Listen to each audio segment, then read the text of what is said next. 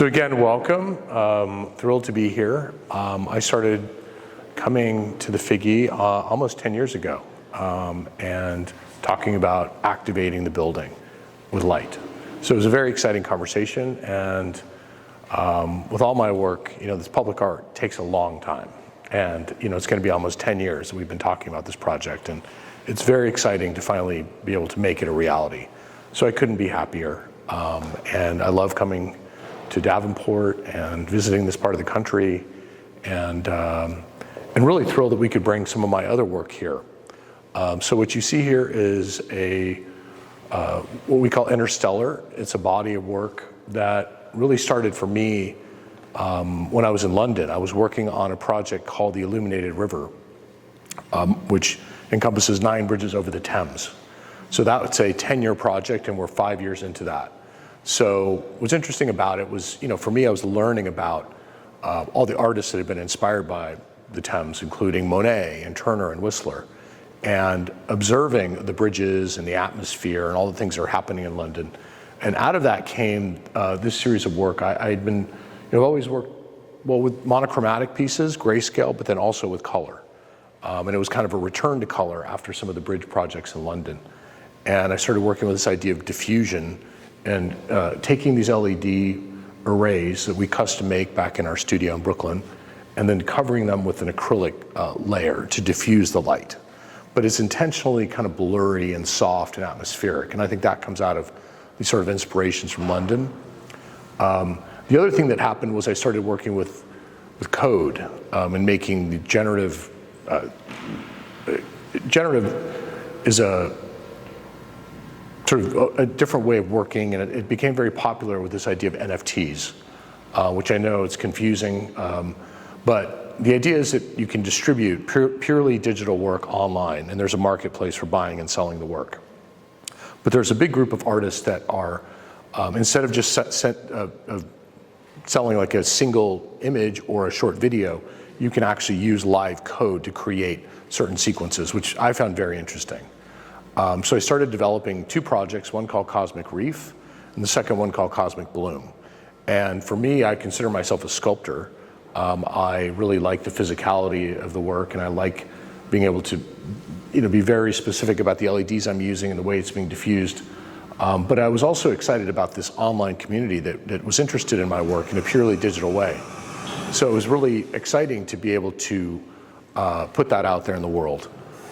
So what I realized after making Cosmic Bloom is that it was actually a very useful tool for creating light sculpture.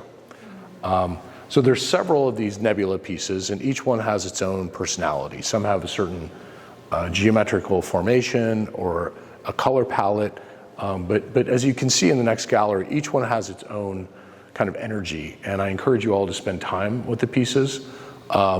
The pieces are presenting the sequences in a random order for a random amount of time. So it's not a loop that you just see the same loop over and over again. So I have no idea what progression of sequences will happen. So it's work you can really spend a lot of time with. But why don't we move in here and I'll show you a few more.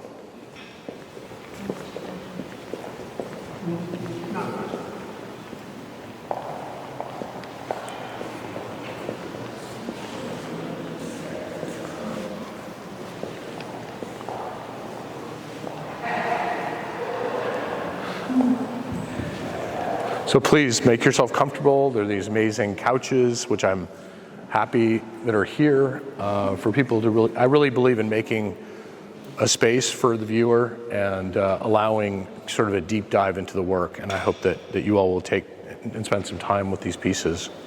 So I love these galleries. I mean, what a beautiful space. And one of the things we wanted to do is allow each of the nebula pieces to really breathe and have its own atmosphere. So I love them as, I call them sculptures. They're not really paintings, and what I like about them is the way that they paint the room around them, and the room becomes almost like a lantern. So I like that, and I'm very happy with the way that they've been installed, and thank you so much to the Figge team for all the hard work. All these pieces are obviously things that you have to plug in, so miraculously all of that has been hidden, and you're just left with these works, which just hang on the wall. And in a way, it's for me. I'm very interested in the history of art and and ideas that artists have always had, but I happen to be using very new tools, LEDs and software. And we're creating all of our own software. So for over 20 years, we've been developing our own code that creates all of these patterns.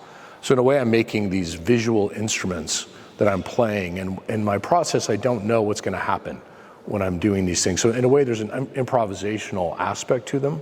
So I'm trying things out, making discoveries, and when I see something compelling, I capture those moments. So everything you see here is something that I found using my tools. And once I've been through this, I then start to think, well, these sequences go with these, and then the pieces start to take shape and become what they are.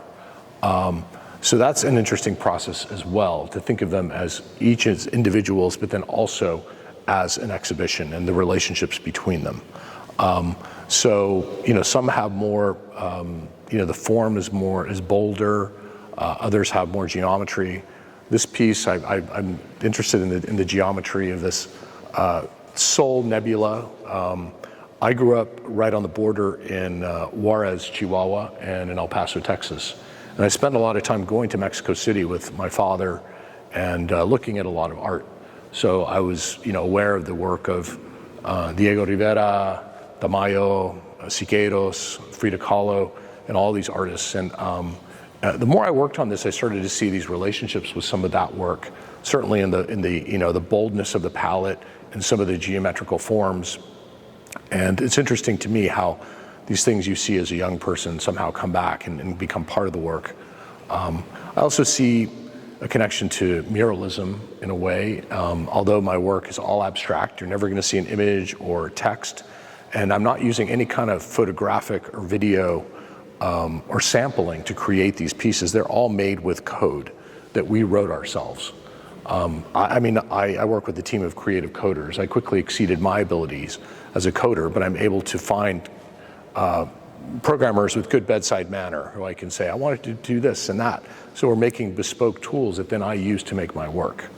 So it's been very, very exciting to be able to have a great team, to be able to make these pieces and to find connections. And also when we did 2 shows last year, one in Geneva at Pace Gallery, and that was very exciting. And then in March, I did a show in New York City.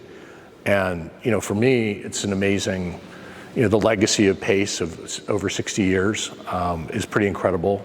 And Ben Strauss-Malcolm is here. Thank you, Ben, for coming.